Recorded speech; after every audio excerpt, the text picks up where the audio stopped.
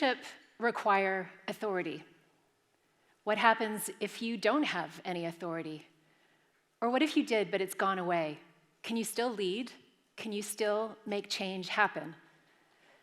A little over a year ago, I asked myself those questions as I watched the invasion of Ukraine. I remember feeling dumbfounded, dispirited, disgusted. I remember wanting to do something, but I was just one person. I lived in a little village in northern France. I had no authority, no title, no position, no power, no official role, no budget, and no paid staff. But I did have an idea. And over the last year, that idea has helped over 500 Ukrainian women and children with over 100,000 nights and 300,000 meals, as we became a social services agency, a French language school, a medical center, an organic farm, a moving company, a housing agency, and an employment firm, all of which we codified and shared, helping tens of thousands more. So how did we do all that when we started with nothing more than an idea? 5 factors made the difference. 5 factors that I hope will help you make a difference to this beautiful, broken world, regardless of whether you have authority or not, of whether you are rich or poor, famous or forgotten, powerful or powerless. 5 factors that might sound like common sense, but trust me, they are not common practice. The first is vision with action, combining a powerful why with a clear what. We started with the why. Over and over, I told stories of Ukrainian women and their children.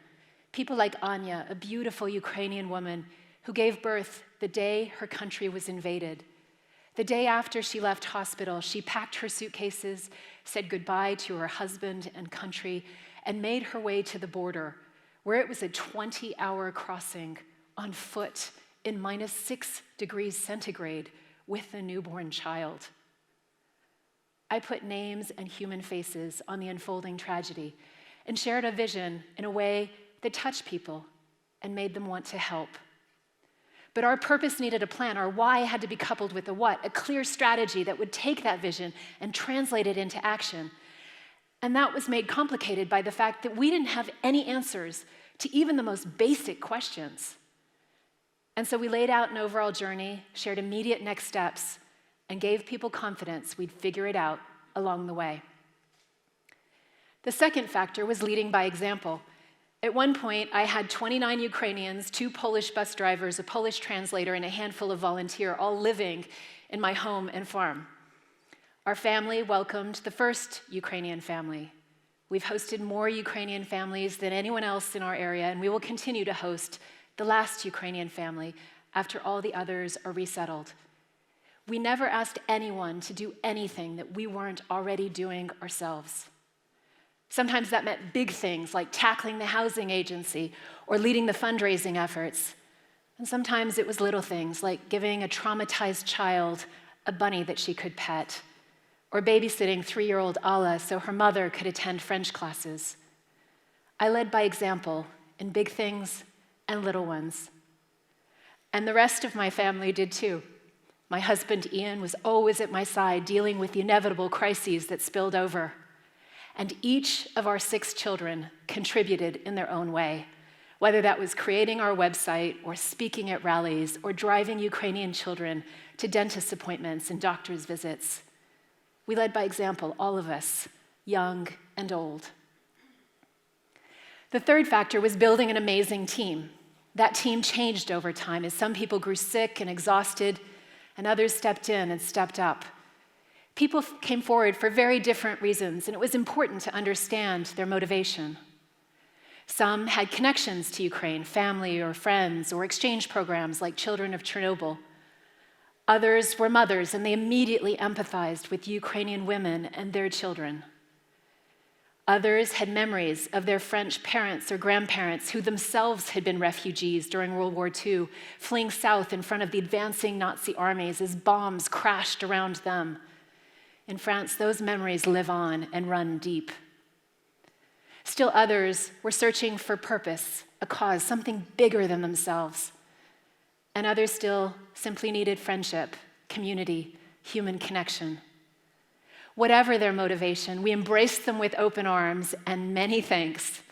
And that leads me to the importance of gratitude.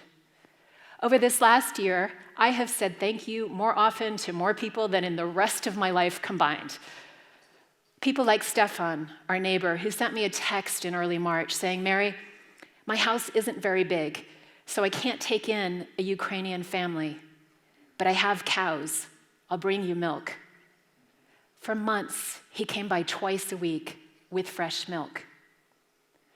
I found that the more grateful I was, the more there was to be grateful for. The more heroes I celebrated, the more heroes surfaced. It was the right thing to do, and it ensured our success. Because success breeds success. Everyone wants to be part of a winning team. Everyone wants to be part of something special.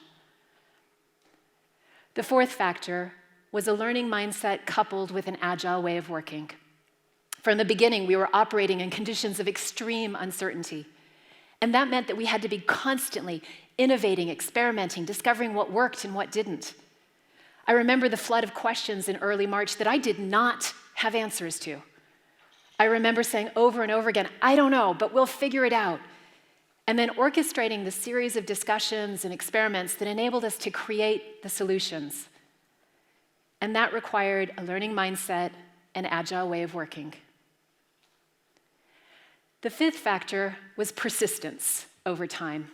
And this was the toughest of all, because it was tough. Without question, the toughest thing I've ever done.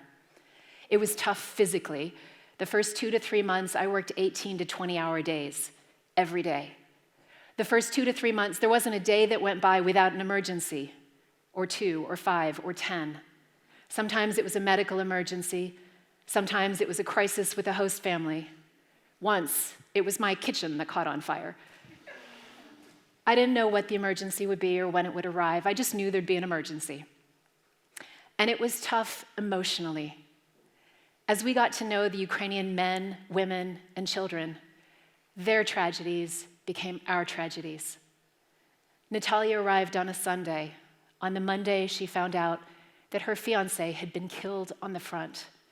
She refused to believe that he was dead, and so her friends sent her pictures of his decomposing corpse. Raphael was 94 years old when he crossed the border from Ukraine into Poland on foot and came to live with us. He was unbeatable, and despite our best efforts, unbeaten at chess. He loved France, meringues, and beautiful women, not necessarily in that order. But after 5 months, he became desperate to return to his beloved homeland. And so we arranged for a bus to take him back to Kyiv and volunteers to help him resettle. But it wasn't enough. Raphael wanted to go back to his home in his village on the eastern border, in the heart of the war zone, where the fighting is fiercest and where no buses are prepared to go. In despair, one more terrible tragedy of this terrible war, Raphael found some rope and hung himself in our bathroom. Their tragedies became our tragedies, and that required persistence, resilience, and grit. A year on, I can say, honestly, that we, all of us, the hundreds of volunteers, we have changed the lives of those men, women, and children, and they have changed our lives too. And while there were tragedies, there were also triumphs, moments of pride and joy, of laughter and love. Svetlana, a charming little 6-year-old Ukrainian girl, woke up screaming every night for the first 2 months after she arrived. It took 3 months before I saw her first smile, 4 months before I heard her first laugh.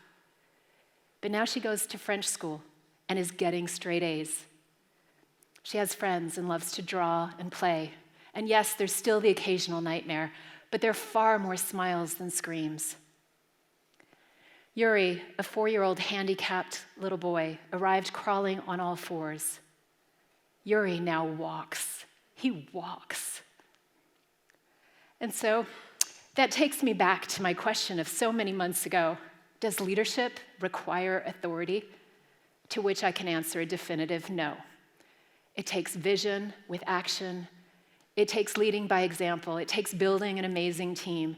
It takes a learning mindset coupled with an agile way of working. And it takes persistence over time, which sounds like common sense, but is definitely not common practice. One of my favorite quotes goes as follows: "Vision without action is merely a dream. Action without vision merely passes the time. But vision with action can change the world." And so let me leave you with this one final thought. Whether you have authority or not, whether you are rich or poor, famous or forgotten, powerful or powerless, you too can change this beautiful, broken world. Thank you.